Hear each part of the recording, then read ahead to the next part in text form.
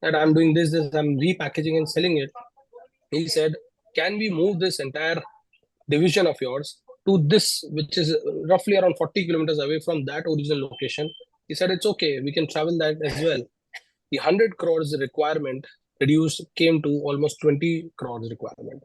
Now that is how chartered accountants can actually boost this entire segment called MSME through industrial policies. So with all of this, with this as a background, I'm sure our speaker is back. So welcome back.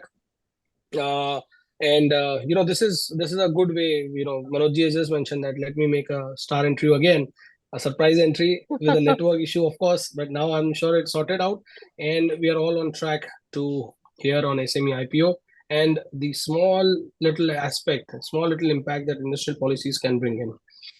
Congratulations once again to Shanu madam. I think she's been really Thank you, committed sir. towards making each and every aspect, each and every session become relevant and important with the choice of speakers. Shipra, thank you for being there, giving your time, and I'm sure you'll take good questions. People who would post in the questions and all, please collect them and become their voice. Reach out to Manojji so that we can get his answers. Over to you. Thank you very much. Have a great learning session ahead. Thank you. Thank you so much, Chairman Sir and Vice Chairman Sir, for your valuable guidance and opening remarks. And we are pretty sure that your leadership would continue to steer the MSME committee and the initiatives of ICI in right direction. A heartiest welcome to CA Manoj Lamba sir, who is a seasoned chartered accountant with over 25 years of expertise in auditing, taxation, company law, and MSME advisory. As a co-founder of BizGyan Private Limited and a registered mentor on Startup India government portal, he actively supports startups and MSMEs, guiding them through compliance, growth, and fund challenges. A sought-after speaker and mentor, he has addressed 500 plus seminars and webinars conducted by ICI, angel investor groups, and business forums, empowering thousands of professionals and entrepreneurs. His commitment to financial literacy extend through his popular YouTube channel, Tax Ki Pathshala, and contributions to leading tax awareness platforms. His dedication to academia is reflected in his authorship of books on GST, income tax, and MSME payment recovery, offering valuable insight to students and professionals. As a recognized voice in finance domain, he frequently appears on television channels like Aaj Tak and Money 9, sharing his expert advices on taxation and economic policies. With a strong focus on mentorship and policy advocacy, CM Manoj Lamba sir continues to drive impactful initiatives in MSME and startup ecosystem. Over to you, Manoj Lamba sir. Thank you so much, ma'am. Most Honorable CA Gyanchand Mishra ji, Chairman of this MSME and Startup Committee of ICI. Our Honorable Young and Dynamic CA Arpit Kabla ji, Vice Chairman of this esteemed committee of ICI. CA Shipra Rongta ji, Coordinator of this webinar. And ma'am CA Shanu Goyal ji, Secretary of ICI Committee. My dear professional colleagues, a very good afternoon to everyone. Friends, today I have to deliver a talk on, you can say, hot cake in the market. Everyone is talking about this SME IPO, and I am here to deliver my thoughts on this SME IPO field and how we chartered accountants and tax professionals can explore these opportunities and what kind of opportunities we can gather for ourselves and check our luck in this field. So friends, let's start the discussion what this SME IPO is and how we chartered accountant can explore this new area of our practice. So friends, let's start the discussion. Meanwhile, I am sharing my screen with you.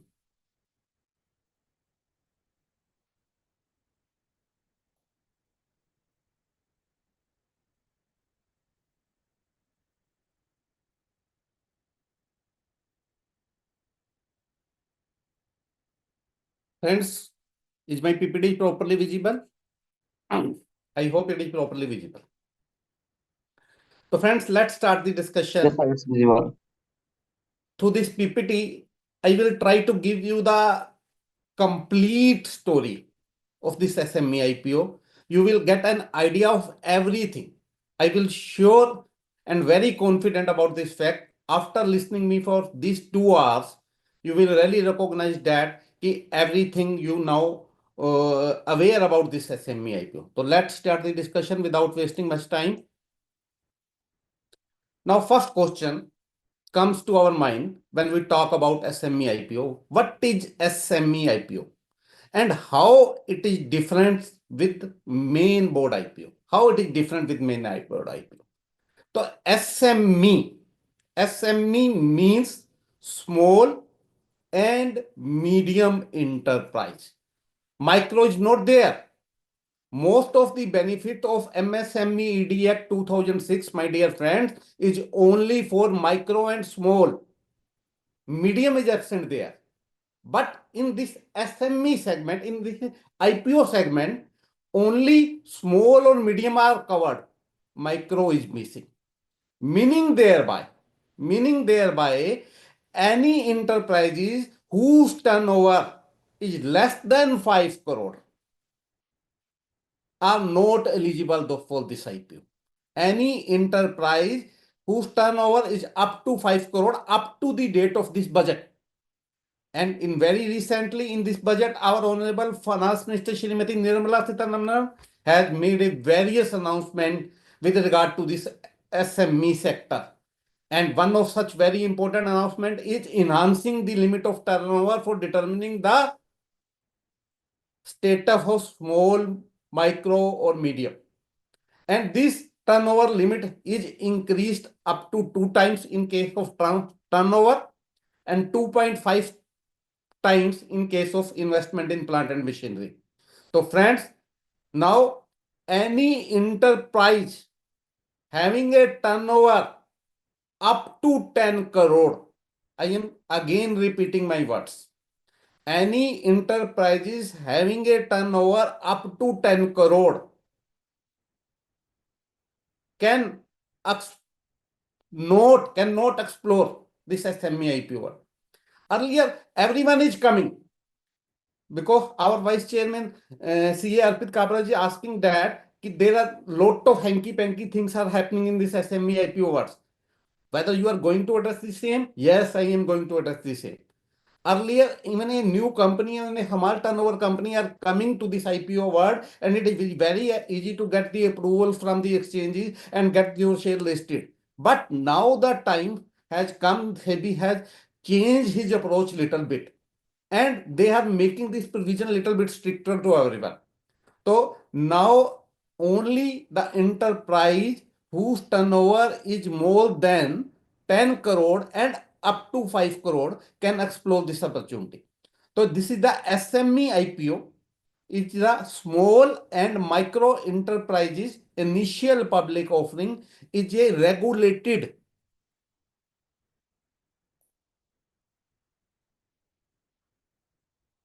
Just a minute.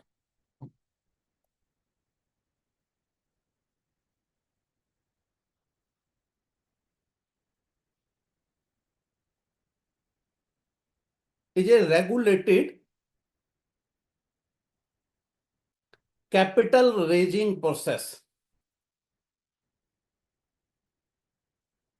where small and medium enterprises with post-issue capital of rupees 10 crore to 25 crore offer their equity shares to public investors, transforming from private to publicly traded company. Friends, when we start talking about this SME IPO, the people ask many questions. Sir, most of Indian enterprises are unregulated Indian enterprises. Either they are doing business in proprietorship or a partnership or a LLP or a private limited company. But for raising money from public, there must be a public limited company. whether all these other entities who are beside this public limited company, whether it is a private limited company or a limited liability partnership or a simple partnership, can grab this opportunity. And the people are in myth. The people are in myth. The professionals have misbelief that these entities cannot explore this opportunity. So I am here to remove your myths.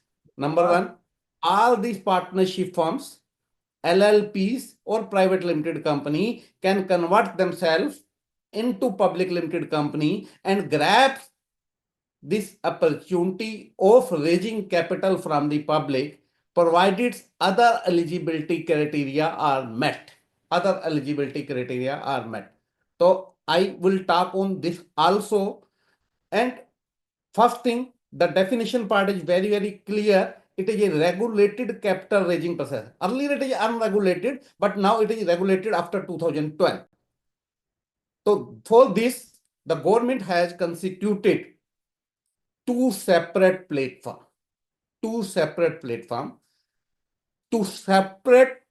dedicated exchanges, two separate dedicated exchanges. One is promoted by NSE, National Stock Exchange, and another is promoted by BSE, Bombay Stock Exchange. The first is working under the name, under the title NSE Emerge, and second is working under the domain BSE SME.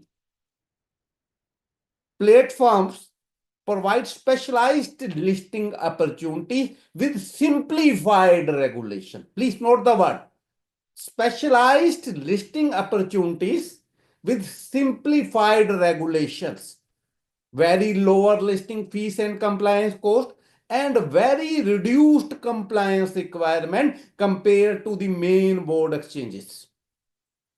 Over 350 companies written there. It is the old data. It is more than 400 companies now. Already more than 400 SMEs of India has successfully listed themselves on this platform since 2012. The SEBI has come with a concept paper in 2010 where they have recommended, 2010 में आया था, they have recommended for establishment of these kind of dedicated exchanges for small and medium enterprises. On the recommendation of SEBI, the government has considered the same and announced in 2011 budget to consider this idea, to conceive this idea, and to make them into the reality. And in 2012, both these exchanges, whether it is NSE Emerge or BSE SME, had started functioning. But another very important thing, my dear friends, this theme, this niche area has started working from 2012, but actually boom come in 2020. Why it is keep on sleeping? Whether these niche areas keep on sleeping and not get popularized in this 8 year? The answer is very simple, very straight, which I am telling you. In 2020, when this entire world is hit by COVID-19, and our honorable Prime Minister Shri Narendra Modi ji has announced a nationwide lockdown, then every small and medium enterprises of our economy is facing with working capital problem. They have no money to pay salaries, they have no money to pay rents, they have no money to pay electricity bills and other day-to-day expenses of a business operations. Every industry is hooing and crying due to the shortage of cash and due to this lockdown.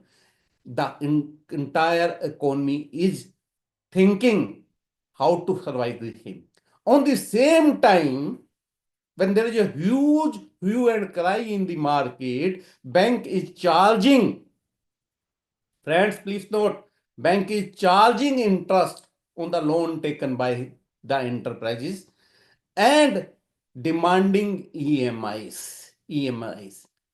At that time, the small and medium enterprises businessman of this country has really recognized, is there any mean available in the economy through which we can raise the money where there is no need to pay interest, and further, there is no need of repayment. And then they really got the idea of striking this SME IPO, because SME IPO provides the liquidity, provides the funding, provides the money to our small and medium enterprises, my dear friends. Please try to appreciate, which is never refundable, nor any interest cost. Getting my point? It is the money. If you are able to get that money, if you are able to get this funding, it is never refundable, nor any interest cost involved in that. Now you are asking me a question, how this can happen?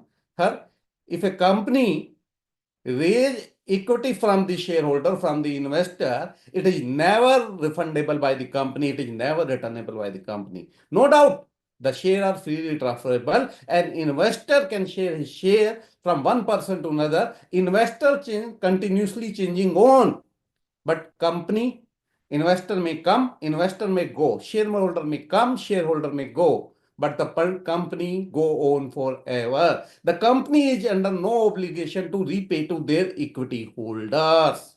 Getting my point? There is no EMI, there is no repayment, there is no obligation to pay back. And second thing, declaration on dividend. As per the regulations of the Ministry of Corporate Affairs, dividend is on the sweet wishes of the board of the company. Dividend is on the sweet wishes of the board of the company, my dear friends. When dividend is on the sweet wishes of the board of the company, there is on their mood whether to declare the dividend or not.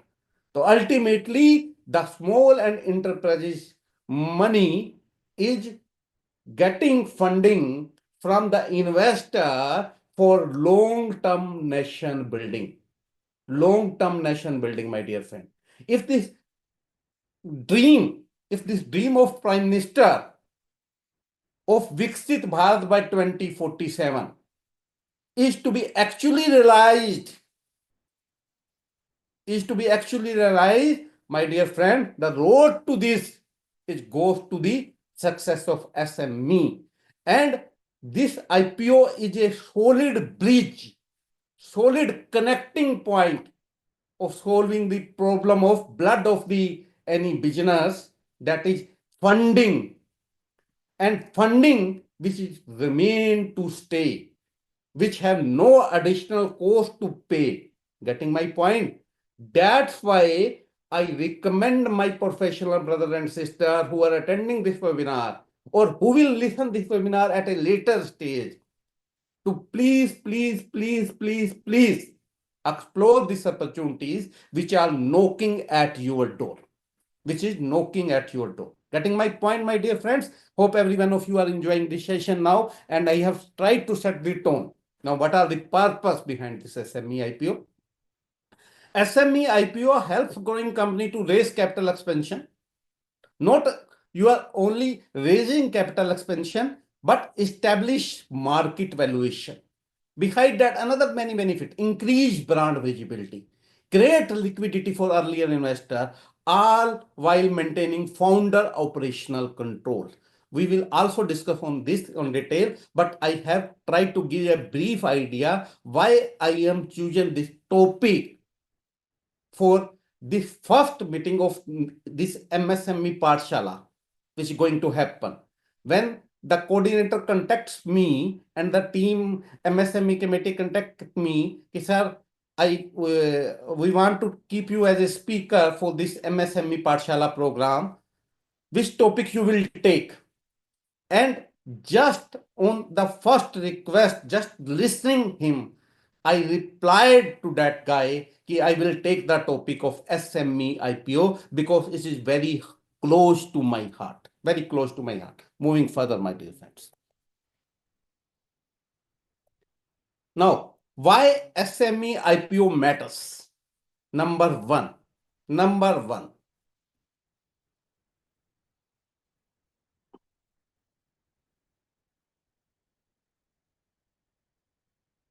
Why this SME IPO matter? Number one, access to capital. SME IPO unlock critical growth capital, enabling companies to raise a huge capital. Here mentioned 10 to 50 crore. Even you can raise up to more than 100 crore, 150 crore, 200 crore, 300 crore. SME IPO unlock critical growth capital, enabling company to raise in crores, you can say, without restrictive loan covenants and collateral requirement, and there is no need to use typical type of bank financing. Whenever you go to the bank for funding, they say two things. They always replied with two answers. Number one, your balance sheets didn't allow us to give funding to you.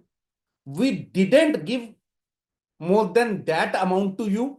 And third, even for giving that amount, we will require collateral from you. And behind all this thing, that much interest cost you have to pay. And friends, if you are arranging this money through this SME IPO, so my dear friends, what will be happening? No collateral required, no bargaining from bankers is required, no interest cost is involved. I am taking this with a example, with a practical example. Suppose a company has already having a loan from bank of say rupees 10 crore. A company has already have a bank loan of rupees 10 crore from a public sector bank, and it is paying around 12% as an interest cost on it as per annum. So that means 1.2 crore. 10 crore into 12% per annum amounts to 1.2 crore. 1.2 crore it is paying every year as interest cost. Being a chartered accountant, I advise that particular SME client to raise money through IPO and reback the loan. From the day one when my share is got listed, my profit is increased by 1.2 crore, my dear friends. Getting my point? What magic I have done? I have done nothing. Take from one source, repaid the earlier source. Funding amount remain the same.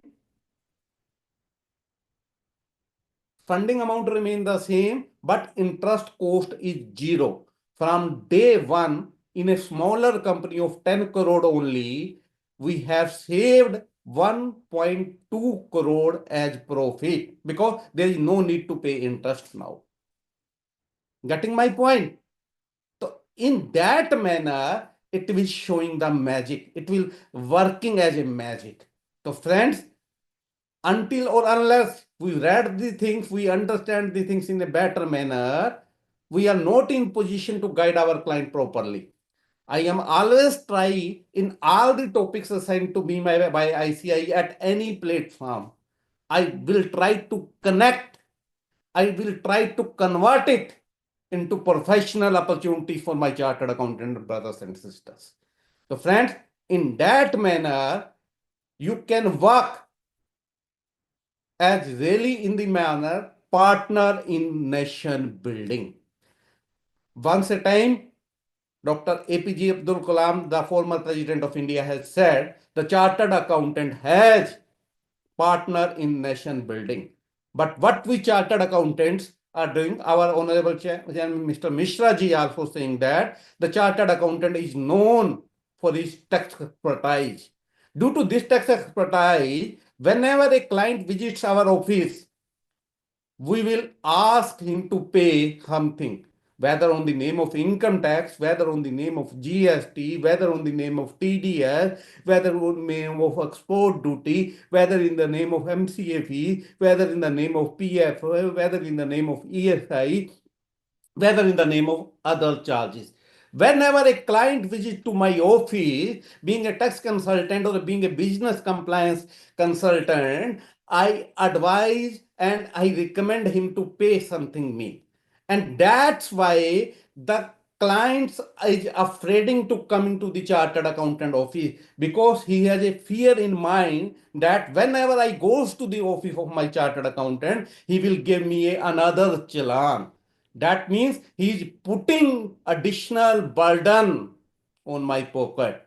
And the month or the visit, if no challan is given, at that time he offered a bill for his services. He offered a bill for services. So it has a mindset in the mind of our client. Whenever we visit the office of our chartered accountant, every time they will give us a new challan. And that new challan, my dear friends, will always paining my pocket, always pinching my pocket. So we have to change the attitude. We have to change the mindset of our client. And whenever a client visits to the office of a chartered accountant, and the chartered accountant advises him in a manner that we will work as a growth partner of your entity. It is not your entity, it is my entity.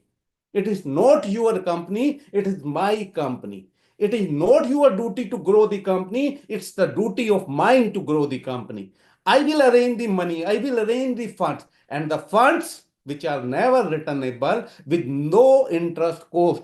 When you give such kind of access to the your client, just such kind of privilege to our client, then definitely these clients will are ours. Or when we chartered accountants start working in this direction, then we really becomes the partner in nation building, because it truly and honestly built our nation.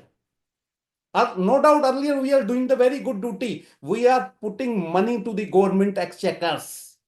But when we work towards the growth of our country, towards the growth of our economy, then we will definitely get funds for the development of the business, which will really settle the roadmap for the Viksit Bharat by 2047. And it will be the fruitful for both of us, for my client and my business itself.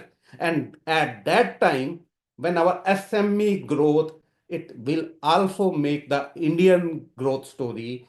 And that Indian growth story will make India a Viksit Bharat before 2047. Getting my point? This is the access to capital. Then, the second biggest problem our SME is facing is the problem of market visibility. The problem of market visibility, my dear friends. Whenever your business is small firm, like a proprietorship firm or a partnership firm or a small LLP firm, nobody knows you. You have no market visibility. If you are doing a business from a small town like Meerut in a UP or a Hapur in a UP, you can say that no one beyond these borders of UP and Hapur knows you. You have no market visibility. Your product is good, your quality is good, you are working in a nice domain, but nobody knows you. When you decide to make your company a listed company, it will get pan-India presence, or even in some cases, it will get business from across the world. So your visibility automatically increase by getting your share listed, and your creditability will increase at least 2 to 3 times, my dear friends.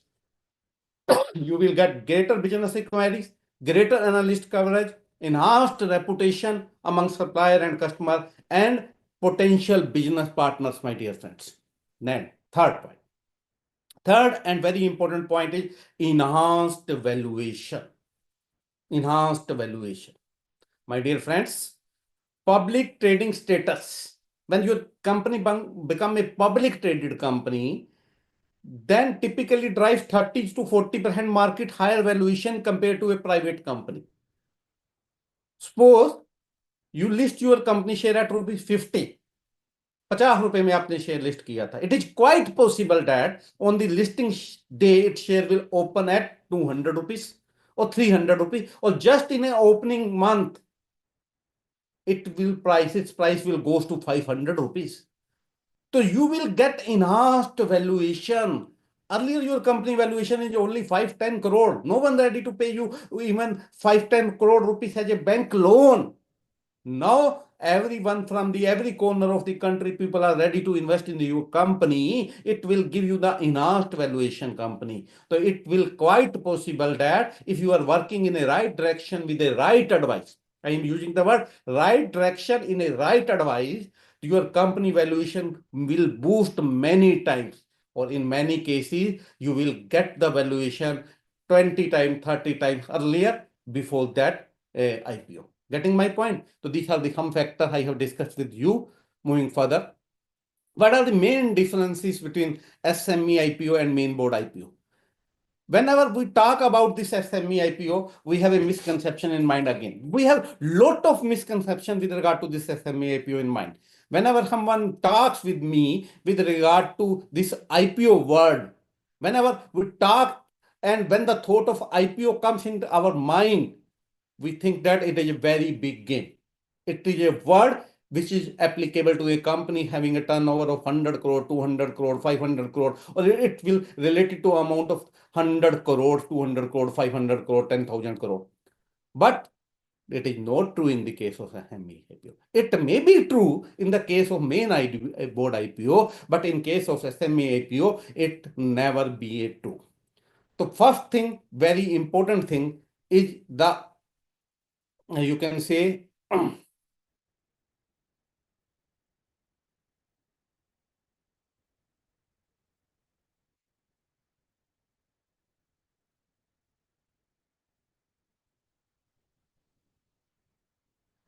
fast track approval. Fast track approval, nearly 30 to 45 days, managed by designated stock exchanges like BSE SME and SME emerged with a simplified documentation requirement. Please note the word fast track approval process and simplified documentation requirement. I am emphasizes on two words: fast track approval process and simplified documentation process. Whereas in case of Mainboard IPO, there is rigorous regulatory approval. Rigorous regulatory approval required from SEBI within 3 to 6 months, detailed scrutiny processes, including comprehensive due diligence, business model validation, and management interviews. Friends, investor friendly, another very important thing. First thing, very easy approval process, very simplified documentation process. Mainboard process is very rigorous and it has to be tackled with SEBI. It will require 2 to 6 months detailed scrutiny process, but SME IPO is very simple. Another very important thing. When we talk about Mainboard IPO with the perspective of investor, an investor of having rupees 10-15,000 is in pocket, 10-15 हजार रुपए लगाकर भी आप SME Mainboard IPO में application लगा सकते हैं. But it is not in the case of SME IPO.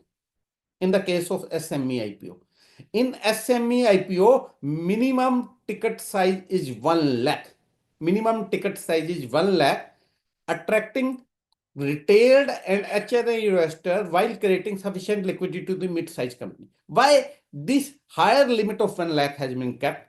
Now, people generally ask me in a webinar or seminar relating to the SME IPO, why the government regulator has kept a higher limit for making application of ₹1 lakh. ये 1 lakh तो अभी है दोस्तों. In a consultation paper issued by the SEBI dated 19 December 2024, the SEBI has given a recommendation to raise this 1 lakh minimum limit to 2 lakhs. To 2 lakh. Why this 2 lakh limit has been kept for investing in a company because the company where that speculator didn't come to this SME IPO segment. Only serious and business-minded people will come to invest in this SME segment. And this limit of minimum lot size of 1 lakh is not only applicable to making the application in the SME segment, but whenever you trade in share in future में किसी date पे भी अगर आप share trade करते हैं तो minimum 1 lakh का खरीदना पड़ेगा या 1 लाख का बेचना पड़ेगा या 2 लाख का खरीदना पड़ेगा 2 लाख रुपए का बेचना पड़ेगा. तो investor friendly minimum lot size of rupees 1 lakh, attracting qualified retail and HNI investor.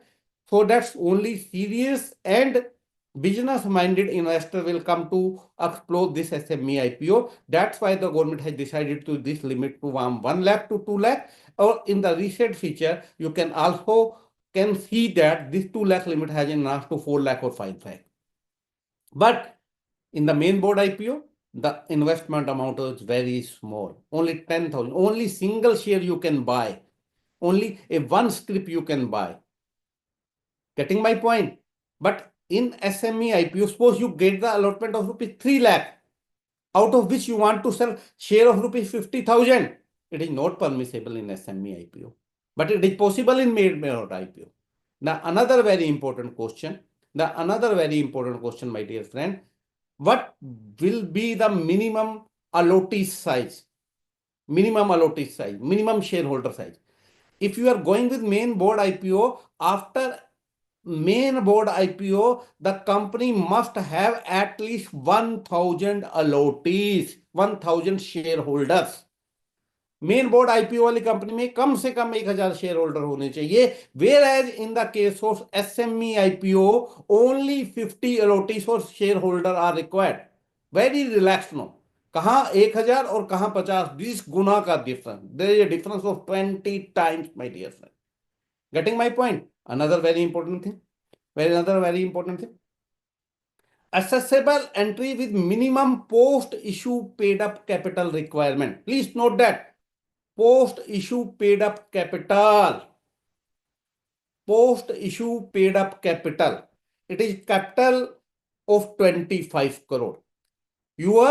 If you are going with SME IPO, your client is going with SME IPO, your post issue paid up capital, please note my word, post issue paid up capital didn't exceed 25 crore. Meaning thereby, if you are a SME IPO and the people is also asking question on me on that, that means in SME IPO you can't raise beyond 25 crore, because you said in your lecture, sir, you said during the webinar, sir, the post issue paid up capital didn't exceed 24 crore. My dear friends, please note my words again. Post issue paid up capital. Post issue paid up capital didn't includes reserve and surplus of the company. If you are issuing a rupees 10 share at a rupee 100 premium, then you can raise to 75 crore with the post issue paid up capital of rupees 25 crore.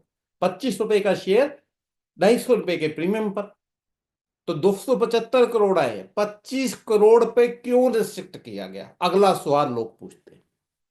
25 crore पे the maximum post issue paid up capital limit in SME segment has been kept at 25 crore. Why?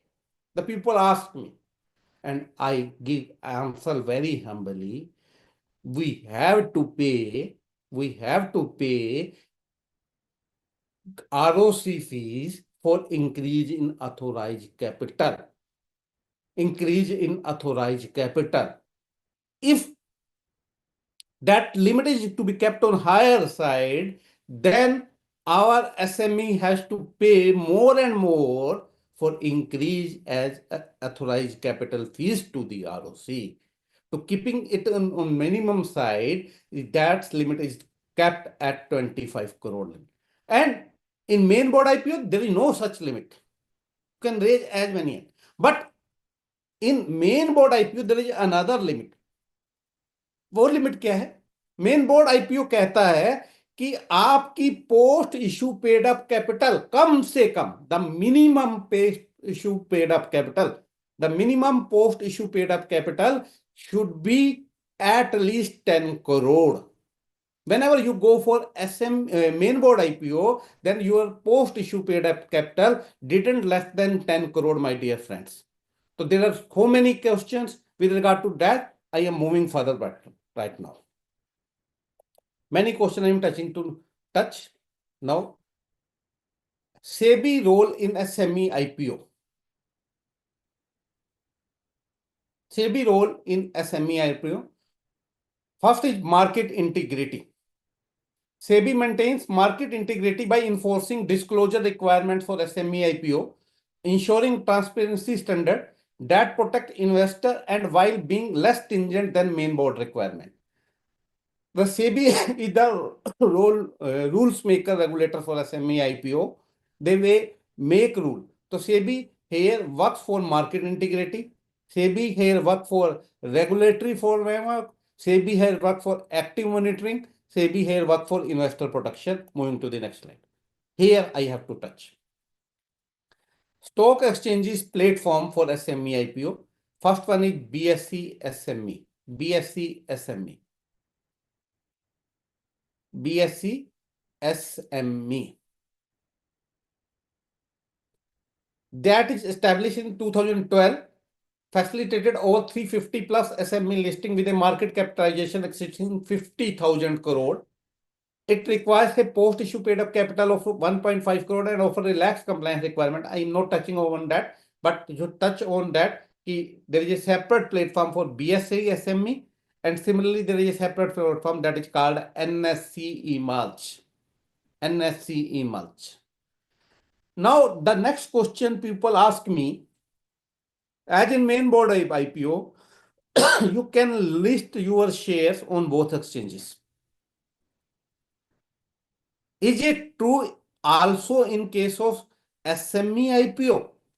Is it true also in case of SME IPO? So my dear friends, this is not true in the case of SME IPO. In case of SME IPO, you have to select only one out of these two platforms. Either you go with BSE SME and either you go with NSE Mulch. NSE Mulch. But you have to marry only one.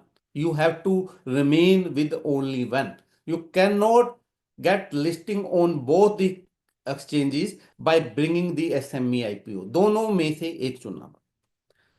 अगला सवाल the people will ask, किसे चुने? To which exchange we have to choose? Friends, it is on your sweet wheels, but both these exchanges have different eligibility criteria. Both these exchanges have different eligibility criteria. That different eligibility criteria you have to check, you have to meet, you have to work. If you met the eligibility criteria of both the exchanges, then you can choose any one of these two. But both have different eligibility criteria. If we talk about BSC, that exchange is much stricter in eligibility conditions. BSC is much stricter in eligibility condition, whereas NSE Emerge is very relaxed in eligibility condition. That's why more and more companies are choosing NSE Emerge. Second, another reason, in BSC, the listing fees is on higher side. In NSE, the listing fees is on lower side.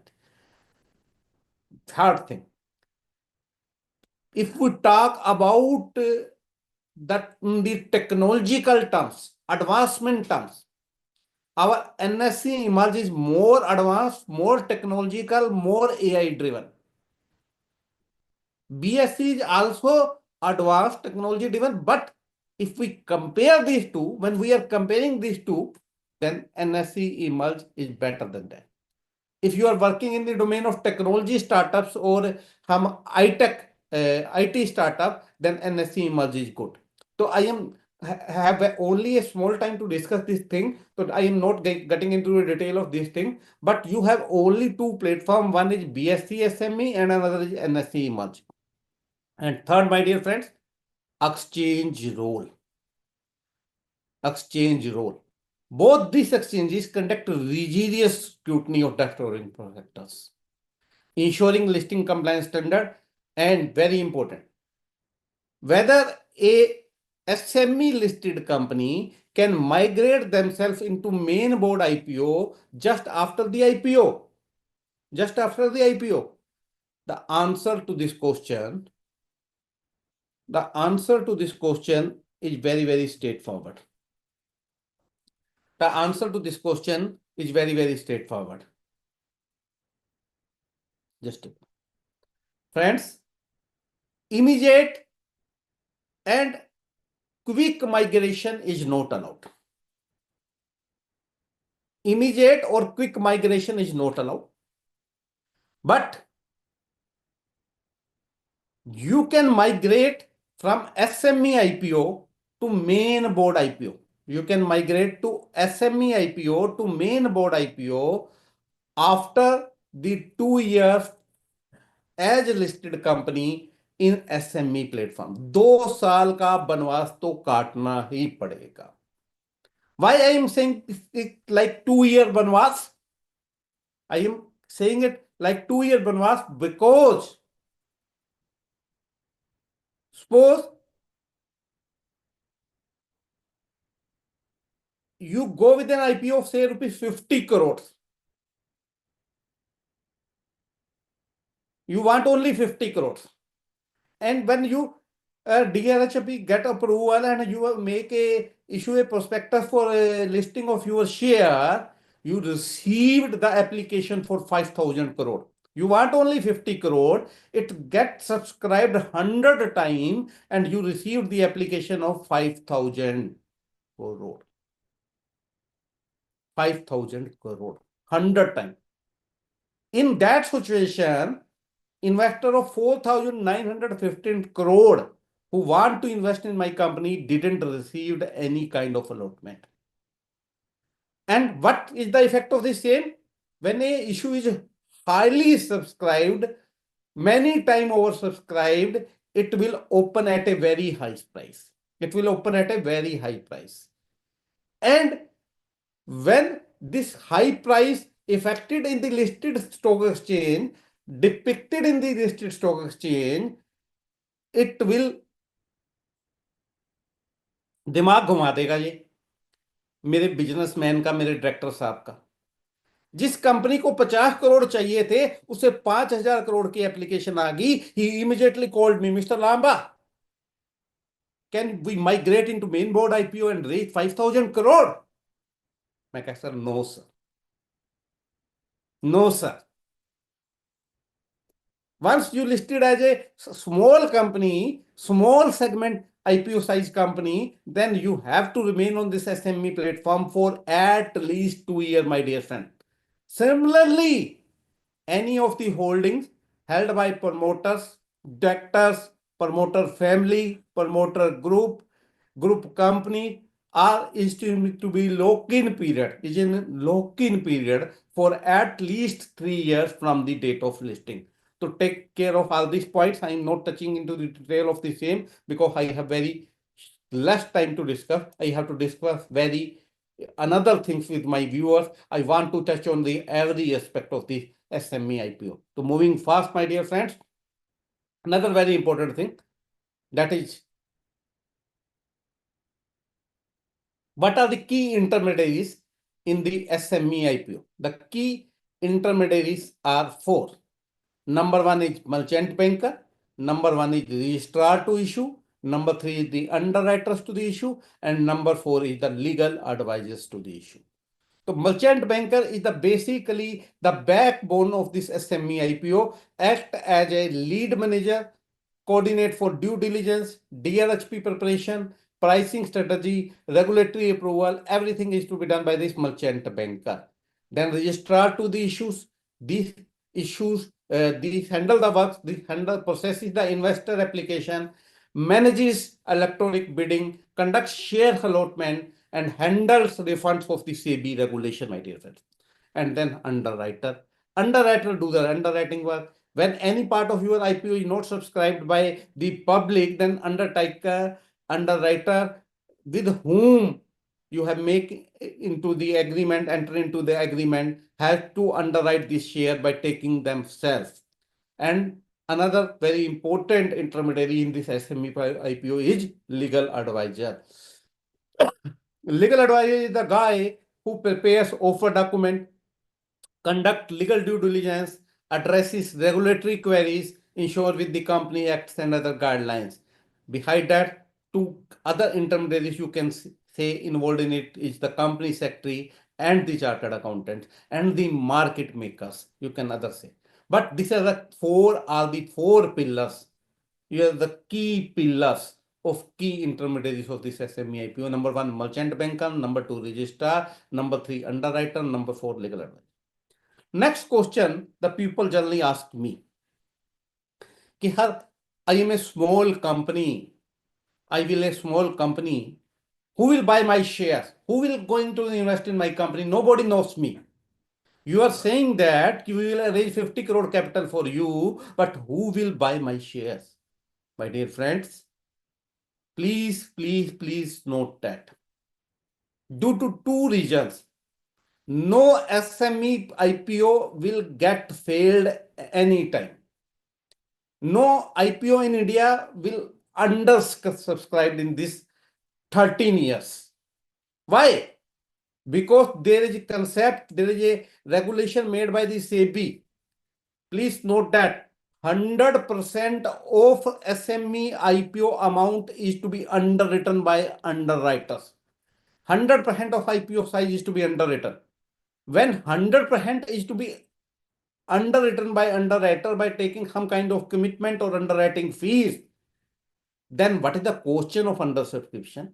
We have already entered into a legal agreement with underwriter by paying the underwriting fees and commitment fee. If no one in public buys my share, they have to buy 100% of underwrite amount. So before, due to this reason, my dear friend, no SME IPO will get never undersubscribed. Getting my point? And if it is not subscribed by the public and it should be 100% underwritten by the underwriters, then at least 15% is to be underwritten by merchant bankers. Please note my point. At least 15% is to be underwritten by merchant bankers. Not going into much detail. Another very important concept I am discussing with you is the concept of MM. This MM is not Manoj. This MM stands for market maker. Who is this market maker? What this guy doing? Very important. Very important and generally asked question, frequently asked question in my webinars. What is market maker? What work he has to do and for which kind of services he is providing and what fees he is charging? These kind of questions people are putting me. But this market maker is a person, as the name suggests, it is making market for my SME companies. It is making market for my SME companies. What this market maker will do? This market maker will making the market for my company. Means whenever no buyer is available, he will become the buyer. When there is no seller available in the market, he will become the seller. He will play on the both sides. He will offer both ask and separate bids. He has to hold a minimum inventory of shares anytime with him for making this marketing activities. These market makers are SEBI registered brokers like ICICI Securities, HDFC Securities, Motilal Oswal, any SEBI registered broker who has given his consent, who has entered into agreement with the SEBI for acting into this activity can act as a market maker by charging a small fees. And my dear friends, why I am teaching this to you? I am teaching this to you because in every SME IPO, the market making concept is mandatory. Appointment of market maker is mandatory, my dear. I am not saying recommendatory. I am saying mandatory. Market maker appointment is mandatory at least for the period of 3 years. At least for the period of 3 years from the date of IPO. 3 साल तक तो market maker रखना ही पड़ेगा। Market maker का काम है कि बाजार को संभाले, जब कोई बायर नहीं है तो खरीदे, जब कोई नहीं है तो बेचे। Getting my point?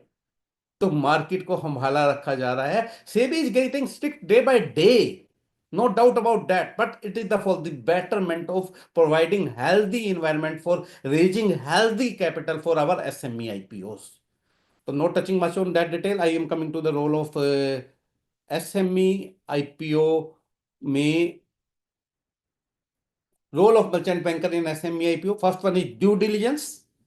Due diligence, every kind of due diligence, our merchant banker has to do financial due diligence of 3-5 year financial statement, validates revenue sources, examine competitor positioning, identify potential red flags and investment risk. Not only the financial due diligence he has to done, beside that legal due diligence, non-financial and non-legal due diligence, every due diligence he has to be done. But my question is here that is due diligence by the merchant banker is possible without the help and support of chartered accountant? Without the help and support of chartered accountant, the answer to this question is no. No. Because we are the chartered accountant who are the financial advisor, financial partner, business growth partner to the client. And every such document, whether it is an audit report, whether it is a financial statement, whether it is a balance sheet, whether it is an income statement, whether it is a projection, whether it is any legal document, क्या ये संभव है कि ये CA की help के बिना बनाया गया हो? जब बनाया ही सीए ने है तो for the purpose of due diligence, who will guide this merchant banker to do the proper due diligence? Who will reply the queries of the merchant banker with regard to financial statement, legal agreement, ROC compliances, corporate governance? On every issue, we chartered accountant has to reply. Then, in IPO structure, IPO structuring, किस price पे IPO आएगा, किसको देना है, कितना retail के लिए होगा, कितना एचएनई के लिए होगा, how much is to be kept for financial FFIs, whether only Indian investor are allowed, whether person from outside India can also invest, how much is to be kept with the promoters, how much is to be dilute, and in family how the shareholding to be structured, what will be the premium amount, whether it is to big building process or what it will be the straightforward process. Every such question is to be answered by our merchant banker, and whether it is possible without the help of chartered accountant, answer is again no. Then another very important document is the DRHP drafting, draft red herring prospectus.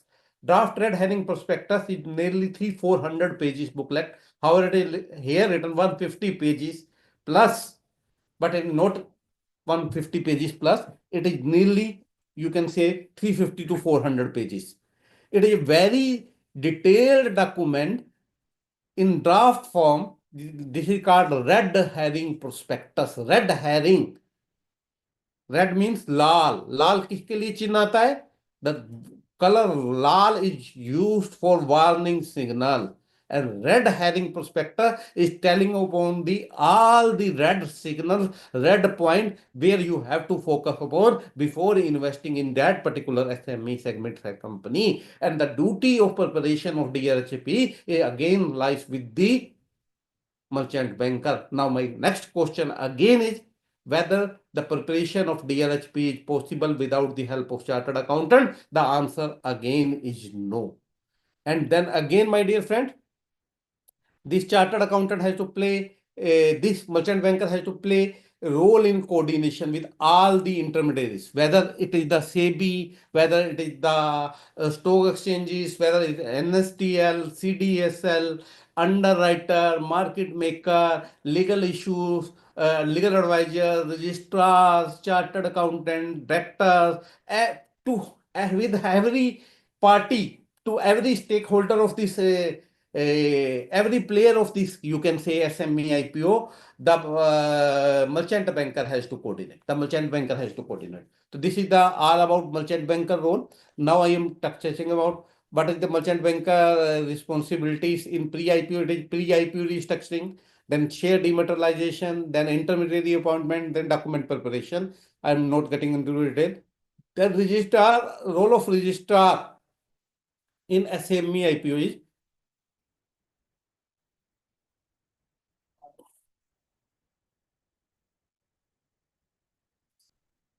then application management, then allotment coordination, then basis of allotment.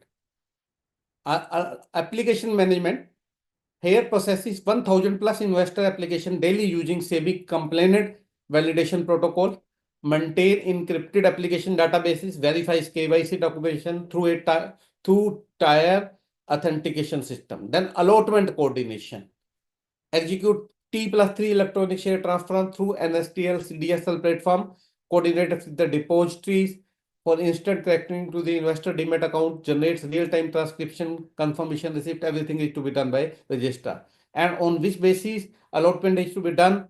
Again, registrar has to done allotment in consultation with merchant banker, implement proportionate allotment algorithm for oversubscribed issues, maintain categorized by allocation codes, QIB, HNI, retail, everything they have to done.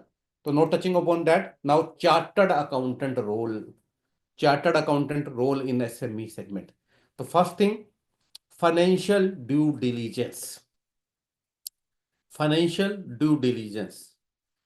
Chartered accountant has to perform meticulous examination of all financial records spanning 3 to 5 years, verifies revenue recognition practices, validates assets valuation, and identifies contingent liability to ensure accurate financial representation. Being the financial doctor to this economy, being the financial director to this SME company, we have to play very, very important role in the financial of the company, in the due diligence of financial due diligence of a company account who is going for this SME IPO. And no one better than we chartered accountant who can play this role in a most effective and efficient manner.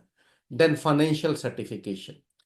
Every financial document in this economy is to be certified by we chartered accountant, whether it is a audit report, whether it is a internal control, whether it is a certificate, whether it is to be documents to be submitted with SEBI or stock exchanges. Every such certificate and every such audit report is to be done by financial certification.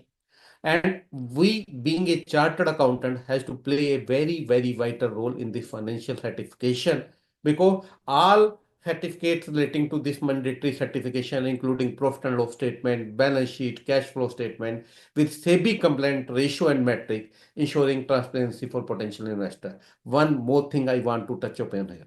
Without that, my lecture remain incomplete. Friends, whenever your company has decided to go for this SME IPO, please note that the last 3-year financial, including broken period financial, getting my point? Last 3-year financial, including broken period financial, if it is for more than 6 months, are to be reinstated and re-audited. Getting my point? Reinstated and re-audited. So all the financial statements of a IPO going company are to be reinstated and restated by as per SEBI regulation. And who will done this job? Again, we are the financial auditors of the country. This work is to be done only by we chartered accountant. And whenever you advise your clients for this SME IPO, so you have to work, you have to make company ready for this SME IPO, which you have to put a lot of labor, and for that labor you can charge a very handsome amount. And another very important thing, my dear friends, I am touching there, because our honorable chairman, CA Gyanchand Mishra ji, is also a chairman of peer review committee. If he is hearing me at that stage, I am telling you one thing more. For every such listed company or going to be a listed company, such re-audit or reinstatement is to be done only by a peer-reviewed chartered accountant firm. I am telling this thing especially to the Gyanchand Mishra ji, because he is also heading now the peer review board of the ICI. So they will guide, they will enlighten, they will put the importance of, if you want to do the audit of a listed company, then your firm must be a peer reviewed. And to grabbing this opportunity, please impanel yourself as a peer reviewer, make the peer review of other firms, and get your practicing unit also the peer reviewed, so that you can grab the opportunity of this financial certification of listed company accounts. So it is our financial certification. Now, when you make the entire restructuring, when a company make ready for this SME IPO, then we have to done a entire restructuring of the company from the tax point of view also. When a share is transferred from one person to another, what will be the applicability of capital gain? If we will revalue our asset, what will be the applicability of capital gain or income tax? When we will transfer from one asset to another, what are the applicability of GST and other things? What will be the issue involved in transferring money from one shareholder to another shareholder? If another shareholder is situated outside India, what will be the FEMA regulations? So everything is to be taken care by we chartered accountants. Moving further, company secretary role, again in compliance assurance, legal advisory, and documentation support. I am not touching on that. Then underwriter function. Then underwriter function in the SME IPO, that is the risk mitigation, full subscription guarantee, and market stabilization. Moving further, market maker. Here I have to put, as I told you earlier, narrate you earlier, the appointment of market maker is mandatory in any SME IPO. It is the liquidity architect. It is the liquidity architect of this SME IPO. Why I am saying that the word liquidity architect? Because they are the real liquidity provider to this SME IPO. Why I am saying that? Because it maintains a minimum 25 lakh inventory of SME share and guarantee execution of trade up to ₹5 lakh daily, preventing no buyer scenario common in the small cap. So I am telling you one that this market maker can be any SEBI registered broker who has entered in with a contract or given his consent to the SEBI to act as a market maker. Also, for that, he has to maintain additional net worth. He has to maintain additional certification. He has to upgrade certain technology as per the SEBI guideline. But they are providing liquidity to the market. He has to maintain certain inventory. I am not saying that that figure is a realistic figure. 25 lakh inventory is a realistic figure. I am not saying like that. But he has to maintain sufficient inventory and guarantees execution of trade up to certain level every day as recommended by the exchanges. That prevents no buyer scenario common in small cap stocks. Then mandatory period. SEBI regulation requires 3-year commitment, as I told you earlier. SEBI regulation requires a commitment of post-IPO, 3 years commitment with post-daily two-way quotes for at least 75% of trading session and maximum bid-ask spread of 5% of stock price under 5%. तो क्या क्या बताया? 3 years minimum commitment, two-way quote, both ask and spread, at least 75% of the trading session. और maximum bid ask separate कितना हो सकता है? 5% हो सकता है. Then again, it works for the price stability, protects against manipulation by limiting daily price movement 10% through strategic position of limit orders and actively absorbing excess supply or demand during market imbalances. Moving further, my dear friends, then overview of SME process. If you have decided and you want to come with a IPO for your client, what you have to do? There are 4 stages involved in that. I have divided the entire IPO process into the 4 stages. Number 1 is planning, number 2 is preparation, number 3 is offering, number 4 is listing. In planning stage, you have to make a comprehensive business assessment of and financial health evaluation and assembly of specialized SME IPO expert to develop a 12 to 18 month strategic roadmap. Generally, people will ask, if I make my client ready for SME IPO, how much time it will take? So at least you can say from 12 to 2 years, 12 months to 2 years, 12 months to 24 months. Getting my point? Then come to the preparation stage. But we have to done in preparation stage. In this preparation stage, we have to appoint intermediaries who will do the financial due diligence. We have to do regulatory compliances review. We have to create detailed red herring prospectus. We have to define company structure. We have to make the company website. We have to make the financial and risk factors for the company. Everything we have to take care. First step is planning. Second one is preparation. And third one is offering stage. In this offering stage, we are now ready to offer our product to the company, that is equity shares. Then in offering stage, we target the investor, the prospective investor. We target the prospective investor through roadshow, through meeting, to seminars, to webinar, to one-to-one contact meeting, everything we are doing. So targeting investor through roadshow, demonstrating growth potential, then price determination based on the market condition. If you plan to come with the IPO at this time, then it will ready, you have to keep at some lower price.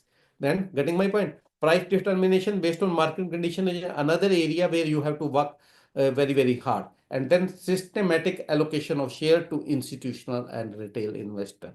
And last stage is the 4th stage. That is the listing stage. Once final approval comes from exchange, compliance with the listing requirement, appointment of market maker to ensure 3-year liquidity support, and ceremonial bell ceremony to start the listed company debut.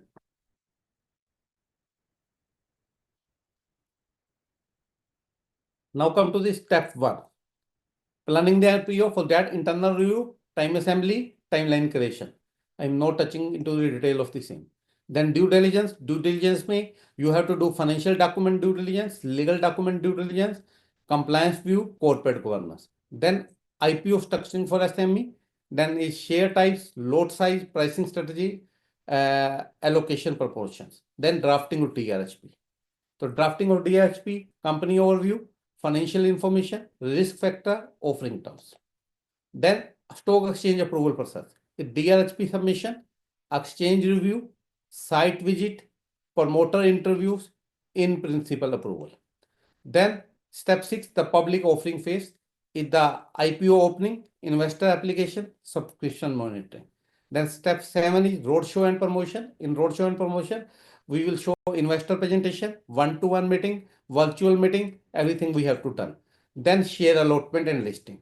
And then we have to settle the basis of allotment, and that is T plus 3 day post bidding closure. Reserve 35% for retail investor, 15% for institutional investor as per the SEBI guideline.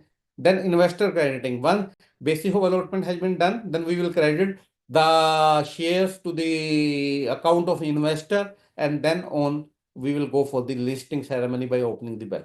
Then we have to meet certain post-listing compliances. Once your company got listed on the stock exchange, not only the pre-IPO compliances are there, post-IPO compliances have to be complied with. Again, For that function, which chartered accountant has to play a very vital role. Then all the board meeting notices, 7 days in advance, notification to the stock exchanges for all board meeting which are discussing about dividends, fundraising, financial register, restructuring, bonus issue, right issue, dividend declaration, and failure to comply with this result up to the penalty up to rupees 50,000.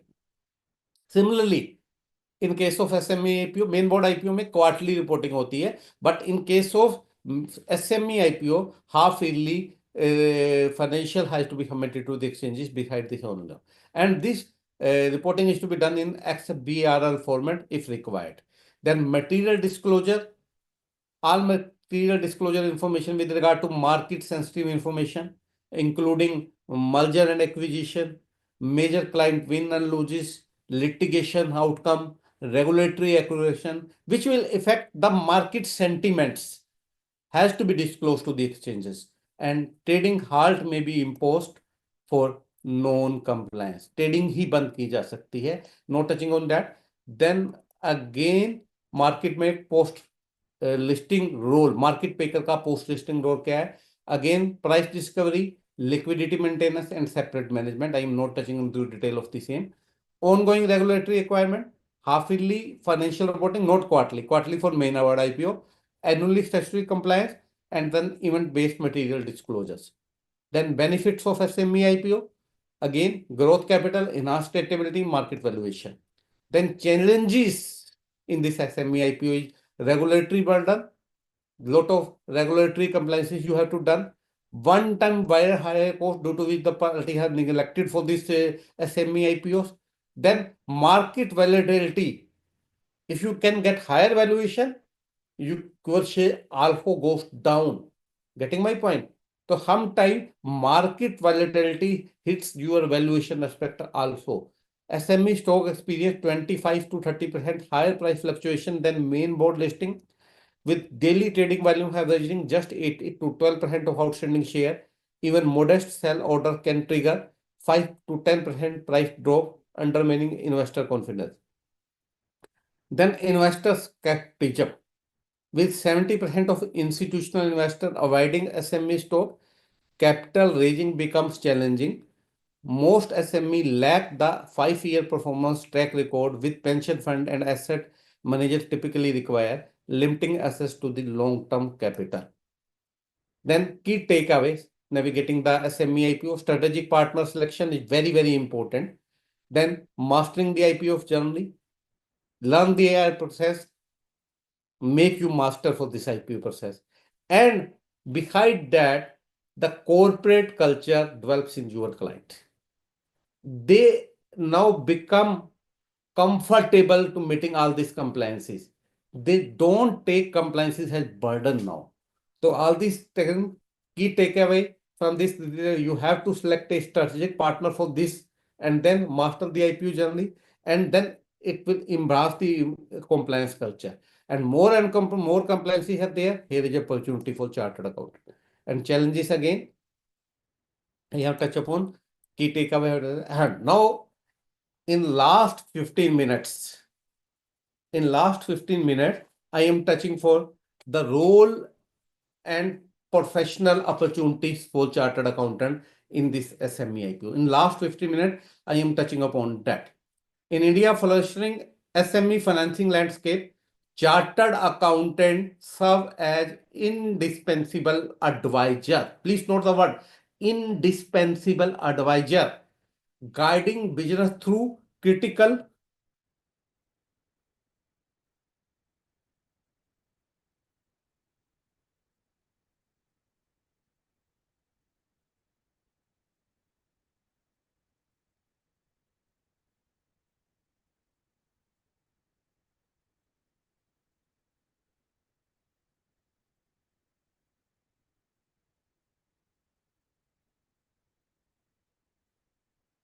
due diligence process, compliance, regulatory compliance requirement.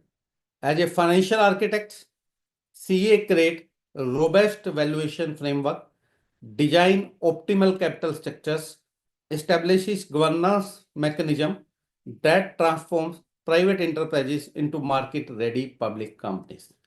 Their specialized expertise in the financial restructuring and disclosure management has become the foundation of India's increasingly accessible capital market, creating pathways for smaller businesses to secure institutional funding. Then, what are the driving strategic success? What chartered accountants have to do now? Number one, end-to-end organization.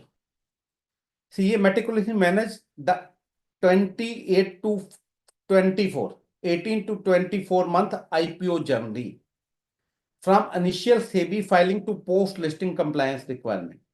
Then financial architecture. Restructuring balance sheet to achieve 15 to 20% ROI target, implementing robust valuation method, creating risk mitigation framework that satisfies regulatory scrutiny.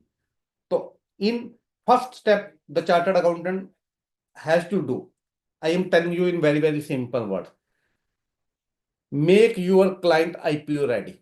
First thing, make the mindset of your client for this IPO ready. Second thing, make the financial balance sheets, financial and balance sheet of this client ready for the IPO.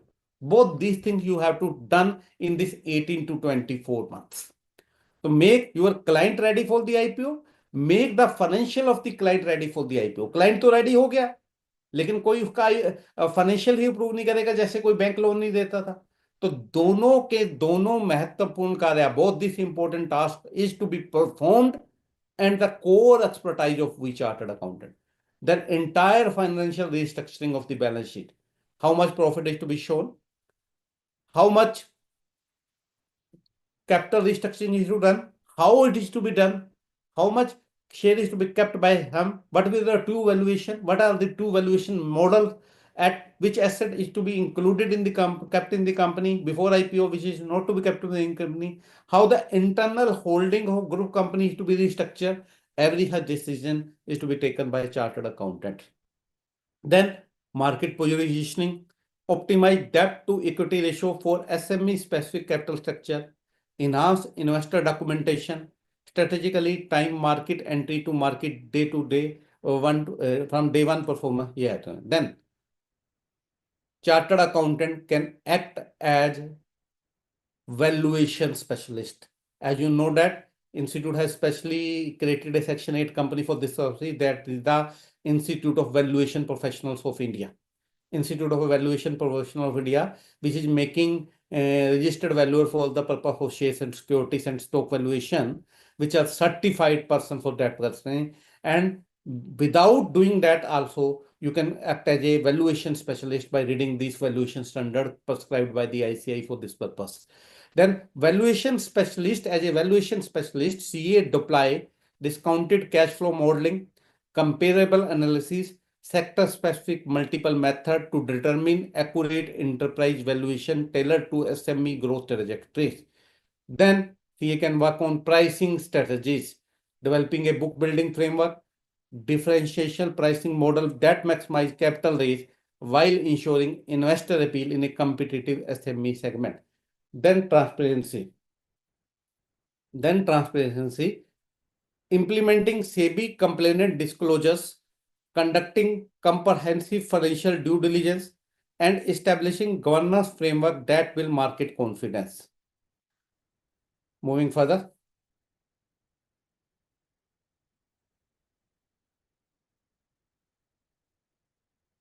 Then accelerating professional growth. First one is specialized expert. You can develop a niche area of practice. You can develop a niche valuation skill for emerging sectors. Like you can become the expert in a niche area. I am a valuation expert of a fintech startup. I am a very much experienced in making the valuation of renewable energies company. I can do better for e-commerce venture and preparing for the IPO. In that segment, if some company is a IT company, I am specialized for that IPO. If some company is a renewable energy company, I am expertise for that. So you have to develop a a niche in a specific segment. To develop a niche valuation skill for emerging sectors like fintech, renewable energy, e-commerce venture, and preparing for IPO. Master complex financial model techniques that quantify growth potential in pre-revenue companies. And then strategic advising, cultivative expertise in SME specific IPO readiness assessment, capital structure optimization, investor relation strategy, and build proficiency in creating compelling equity stories that differentiate SME in a crowded market. So two kinds, you have to develop expertise. First one is the specialized expert, then the strategic advisory skills. What are the strategic advisory skills? That is IPO readiness assessment. Like I am telling you, how to make client ready for the IPO, how to make financial of the clients ready for the IPO, how to do the valuation, how to do the capital restructuring, how to make the investor relation strategy, how to build a powerful brand, how to do that, build proficiency in creating compelling equity story कि मैं वो IPO लाया था, देखो कहां से कहां पहुंच गई company. That differentiate SME in the crowded world. So these specialized expert and strategic advisory skill CA can explore. Then you can explore the leadership role, the members who are in the practice, the chartered accountant who are in the service also can explore this area. Transition from technical specialist to the trusted C-suite advisor, corporate suite advisor. But I'm using the word transition from technical specialist to trusted C-suite advisor with opportunity to serve as a CFO, financial strategist, board member for higher growth companies, develop mentorship capabilities to develop valuation team within your firm itself. Getting my point? So all these opportunities can be explored by the chartered accountant. Then there should be a strategic partnership. As I told you, we will become partner in ration building in two sense only when we work in the partnership of SMEs. And we making this SME really strong in the financial term or in the liquidity terms or in the business term, we are really working as a partner in national building. So CA can also focus on these fields. Then significance of SME in Indian economy. Why I am putting so much focus on in SME IPO? Why I choosing a topic like Mainboard IPO? I can talk on that also, na? But why I choose the topic only SME IPO? When I am working in the domain of IPO, so I can deliver you a talk or a topic on the Mainboard also. But I have chosen the topic of this SME IPO because SME are really, really very important segment of our Indian economy, and that is recognized by our visionary Prime Minister, Mr. Modi ji, in this budget also. They make the MSME is the second engine, second pillar of economic growth. First one is agriculture, second one is MSME, third one is manufacturing, fourth one is exports and other development. So MSME is a growth pillar of the economy. First one is innovation catalyst. If we want to make India a Viksit Bharat by 2047, then we have to make our manufacturing segment a strongest one. We have to get new and new patent, new technological advancement in manufacturing and IT sector. Then innovation catalyst की तरह जब हमारी SME segment काम करेगी तो we will really develop then higher employment generator. If we talk about Indian economy, our SME sector is providing 120 million jobs. Please note, 120 million jobs, my dear friends, accounting 70% of total employment opportunities available in this economy. So at where 70% of employment opportunity, if we want to make this India a employable India, then nearly 70% job has been created by this SME segment. 45% of manufacturing capacity is held by this SME segment. And we are the export champion. When we talk about the export of the economy, nearly 40% plus export is contributing in the textile sector, handicraft sector, precision component by this SME. Beside that, it is contributing nearly 1/3 of Indian GDP. All these factors make very, very significant of this SME segment for the futures to come. It is an economic powerhouse as well as GDP contribution, versatile instrumenting, annual growth. export champions, employment generator, innovation catalyst, understanding IPO a game changer for small businesses. I have told you, NSE emerge, streamline listing, main integrity, accessibility to the market, enhanced business value, and then strategic growth way. I have touched upon that. The strategic role of chartered accountant in SME IPO, I have also touched upon that. Pre-IPO strategic architecture, in that area, chartered accountant can also work. Then in advanced financial assurance, in doing the comprehensive reporting, comprehensive audit, chartered accountant can play a very important role. Rigorous pre-IPO financial audit, examining operational integrity and compliance framework and risk exposure across all business units. Then strategic reporting, transforming corporate reporting to meet IFRS standards while integrating investor-focused transparency metrics that show growth potential. Then compliance excellence, in this field, chartered accountant can also explore the opportunities. Then in strategic valuation, I told you, in advanced analytics like discount cash flow method, chartered accountant can work. In capital restructuring, chartered accountant work. In find out the idle pricing strategy, chartered accountant can work. Then to how the different kind of legal agreement is to be entered, how to enter an agreement with the merchant banker, how to enter an agreement with the registrar to issue, how to enter an agreement with the legal advisor, how to enter to agreement with the other party. So data strategic document mastery, chartered accountant can do. How to draft this very important backbone document of the SME IPO, that is DRSP, how this is to be drafted. So data driven prospectus can be done by the chartered accountant. Crafting investor compelling narrative with precise financial projections and market positioning analysis that resonates with the institutional investor. Then in getting the SEBI approvals, exchange approval, chartered accountant can work. Then chartered accountant can work as a regulatory alignment. Chartered accountant can work with the SEBI, MCA, exchange to mitigating the legal risk in this SME IPO. Behind it, you are the 360-degree risk intelligence. You have a very super brain. You are the finest brain of the country. You are the finest brain of the world. Only out of 140 crore, you are only 4 lakhs. Even many less, much more less than 1%. Even less than 1.4 crore. You are only 4 lakhs. Getting my point? So 360-degree risk intelligence, you are the finest and super brain of this world. And when every question of come, whether it is AI-powered risk assessment, whether it is a strategic risk mitigation, whether it is a performance or optimization, everywhere you can play a very vital role. Then post-IPO excellence you can show.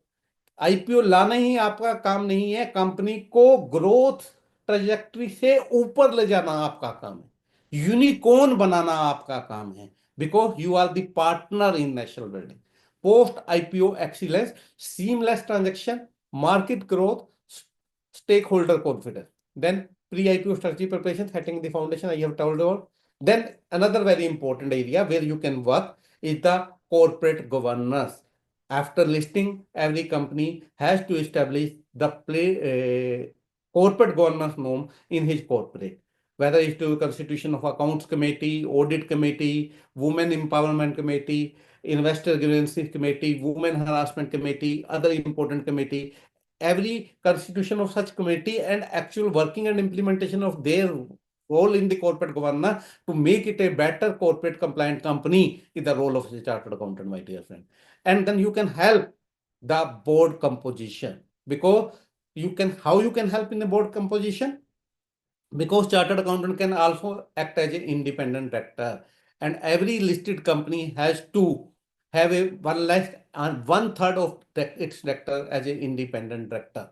And here a chartered accountant can become the independent director of these companies by impaneling or clearing the exam given on the MCA portal and enrolling them in the independent director database. They can enroll as an independent director and explore the opportunities there also. Then in transparency protocols like implementation of GAAP or IFRS or other innovative system, chartered accountant again play a very important role. Then in legal compliances and registration, we are the mastery of the same. We are doing the same job from last 75 years since the inception of the institute in 1949. 76 साल हो गए, अब तो 75 साल विश्वास के भी खत्म हो गए, 76वां चल पड़ा, 76 year we are in. So we are doing the legal compliance and registration work from last 76 years, and it is the core mastery area of our. So we can also explore the opportunities in that field, that is regulatory precision, compliance framework, and the approval process. Then financial reporting and audit again is our domain, and then preparation of financial statement is again our domain, and then forensic audit we can explore. When in this tech-driven world, in this AI-driven world, forensic audit, digital audits are very, very important. And when every report is required real-time report and on instant basis, then you have to involve yourself. You have to engage and guide your client for this forensic audit to do the real-time monitoring, for do the automated verification, to put a triple layer protocol in the system. So a lot of things have to discuss, but due to the reduction shortage of time, we have to wind up now. So in quality control measures, you can work on gap reduction, assessment cycle, faster resolution, and then valuation and capital restructuring. You are the right choice for determining the right price. So this is the comprehensive SME valuation framework, how chartered accountant can work in that domain. So I have touched, I think, on every sphere, every part of this SME IPO, or I want to deliver a comprehensive presentation of this SME IPO, or I think, or I hope from last 2 hours you are listening me and you really recognize the difference. I have tried to touch upon every point of this SME IPO. With this, thank you so much for sparing your valuable time, and Team ICI for giving me an opportunity to interacting my views on this hot cake of the market, that is SME. Thank you so much. Over to you, ma'am. Thank you so much, sir. That was very insightful. And I have few questions. So quick, within the time frame, I'll try to take some questions. Sir, during entire, I would say the insight, you were mentioning that we chartered accountants can be, the batons and the advisors to these SMEs who are ready to go for IPO. So I would like to first understand that how actually the chartered accountant can think that yes, now the organization is IPO ready. How can we mark the red flags wherein we can just think that yes, this organization can go ahead, or it is a red signal for them? Why? Because if we just go through the case studies, we have Ola Electric and we have Hyundai, which came along last year. So it is completely opposite. One was completely successful, the other one was a misfire. So would you give some insights on this? This is very relevant and good question with regard to SME IPO. When we work as a chartered accountant in this SME segment, so it is our duty to make the financials ready for the IPO. So we have to check on many pain points like capital restructuring. How much capital should be there? How much turnover should be there? How our minimum profit should be required to meet the eligibility criteria first. Then very important relevant question is when to enter to the market. What is the right time to enter into the market? And then another question, very relevant, important question is at what price we have to issue our shares. What happened in Hyundai? They keep their share overpriced, and the issue size is very big. So that didn't attract investor much. So that's why he has not gotten good response. And on the same manner, if you issue the share at a realistic price, which is at your true valuation, at your fair valuation. Valuation is a magic in this entire SME IPO. If you issue your share at a true value or even lesser than that value, so it will give you more return. I am giving you the entire scenario by giving an example. Suppose your fair valuation comes to rupees 50, but you fairly price at rupees 40. You are giving 20% discount. So what will happen? Rupees 50 thing when offered to the public at rupees 40, it will get much response. So your issue will get many time oversubscribed. When it get many time oversubscribed, you will get a very huge valuation, and your share, because of very few people will able to get the share in this IPO, The rest remain untouched. So because after IPO, they will try to enter the market. Then market demand and supply will try the price, which is many more times than the price you want to get at the time by raising the share.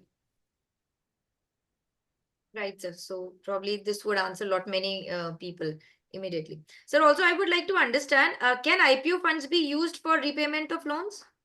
Yeah, you have to mention this thing in the DRHP. In DRHP, this is a very comprehensive document around 500 pages. We make investment in IPOs, but we never heard DRHP. DRHP is a Gita, Bible or Quran for IPO. Everything has to be mentioned in that. I want to give a very little example here that suppose some director mentioned themselves as a chartered accountant in prospectus for DRHP, where actually he is not a chartered accountant. And later on this thing find out. So this is a false statement. This is a misleading statement. This is an incorrect statement. And if we read the prospectus, if we read the draft red herring prospectus, so we will come out this thing, how the company is going to use the funds raised by them. Getting my point? So when you read the entire document thoroughly, you will get an idea what are the growth trajectory of the company where they want to invest the fund they are raising from the public. And on the basis of that, you can decide whether to invest in that particular company or not. So advise your client to prepare this DRHP very, very powerfully, very, very fairly, very, very transparently. And on the investor angle, same thing I want to tell you, before investing, must read this DRHP very thoroughly so that you can know everything about the company. Who are the directors? What are the plans of the company? What are other things of the company? So everything you can know. Sir, is there any minimum age a company should attain for getting into or for launch of these IPOs, SME IPOs? No restriction for company age, but the promoter directors of the company must have a proven track record of 3 years. Must have proven track record of 3 years. That means that they are person of integrity. They have not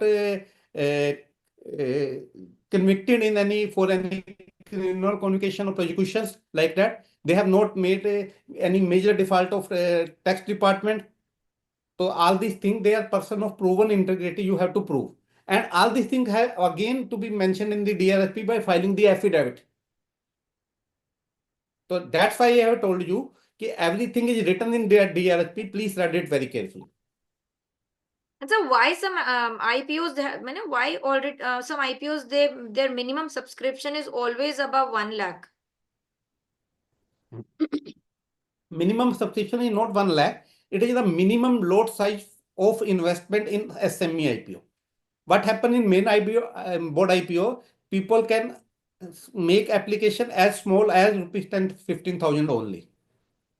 But in main board IPO, the government is concerned that only a serious investor who are not speculators. If you invest more than 1 lakh in a particular segment, and when you sell the share, you sell in your entire holding, you cannot sell it in part. So government put a restriction that only serious investor who can investing for a long term in a venture are come for this SME IPO. Not all small, because they are really very speculative. In other terms, in the price terms, price fluctuation is too high in the SME IPOs. Then that's why the government wired. And as I told in my presentation, on very recently on 19th December 2024, SEBI has come with a consultation paper where this limit is going to increase from 1 lakh to 2 lakhs. And some group of people from the government side has recommended to the limit to 4 lakh also. तो बड़ी जल्दी आप देख सकते हैं कि ये 2 लाख 4 लाख भी हो सकता है. 2 लाख तो पक्का हो जाएगा. And so one more question, that government initiatives have already been introduced for like CGTMSC cover has been limits have been increased. Then we have introduction of many other interest subvention schemes for MSME loans and all. Are there any such scheme for promoting SME IPOs? Why? Because there is a jargon in the industry now that SEBI, they doesn't like SME IPOs because they have already made stringent, the rules have been stringent now. So our government is government taking any such initiatives like CGTMSC cover and all for debt financing? Earlier, what are happening the SME IP norms are very relaxed, very easy. The SEBI is trying to make it some kind of sense for company coming with the IPO. And as regard you are asking that the subsidy schemes, as I told you in the beginning, it is a very good funding raising method because it is never returnable, no interest cost. When it is never refundable, no interest cost, so no kind of subsidy is required. Already you get the 100% subsidy. Getting my point? Suppose you invested ₹100 in a company and that company becomes at a zero side and your share value becomes the zero. Then what will happen? You will get 100 na, no need to return. No one will ask you the question. Market will decide the price. Who are the better investors? You have the investing in the IPO.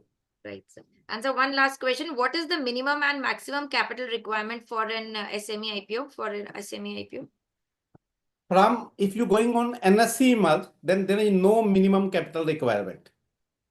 Only requirement is post-issue paid up capital must be 25 crore. Post-issue maximum, no minimum again. Maximum post-issue paid up capital is 25 crore in NSE merge. And please note that post-issue paid up capital never includes reserve and surplus. That means even a company can raise 250 crores with a capital of 25 crore. Why this limit has been put for 25 crore? To save the company ROC authorized capital fees cost. Getting my point? Another very important thing, in BSC, there is no such capital criteria, but they say that company must have a positive net worth of at least 3 crore in a BSC. So there is a minimum restriction of 3 crore net tangible asset. Net tangible asset, if 3 crore is there, on the other side, it means कि 3 करोड़ की net worth ही चाहिए और maximum का criteria वहां पर भी post issue paid up capital का 25 crore. Right, sir.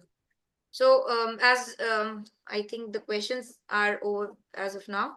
So as we conclude this insightful session on SME IPO, I would take that privilege and I would extend my heartfelt vote of thanks on behalf of the Committee of MSME and Startup ICAI. First and foremost, I would like to express my sincere gratitude to our chairman, Sir C.A. Gyanchandra Mishra, sir, for his inspiring opening remarks and valuable guidance. His leadership would definitely steer MSME initiatives of ICAI in the right direction. A special thanks to C.A. Arpit Kabra, sir, who is the Vice Chairman of Committee on MSME and Startup, for his continuous support and valuable contributions to this initiative. I also extend my deeply gratefulness for our distinguished speaker, C.A. Manoj Lamba, sir, for sharing his expertise and providing a comprehensive understanding on SME IPOs. Sir, your insights have undoubtedly enriched our knowledge and will help many in their professional journeys and decide their niche in their practice. I also extend my gratitude to ICAI and Committee on MSME and Startup for organizing this session and providing a platform to empower professionals and entrepreneurs with crucial financial knowledge on SME IPOs. Lastly, a big thank you to all our participants for their enthusiastic presence and engagement. It is because of your curiosity and active participation that make these sessions meaningful and impactful. We hope today's session has been insightful and will aid in fostering deeper understanding of SME IPOs. Looking forward to your continued participations in future sessions of MSME Pathshala series. And last but not the least, I, on the eve of International Women's Day, on behalf of MSME committee and all the panel speakers and all the members of ICAI, I wish all the women chartered accountants a very happy International Women's Day, which will be tomorrow. Thank you all and have a wonderful evening. Thank you, sir. Thank you for a wonderful session. Thank you, ma'am. Thank you. Thank you, tech support team.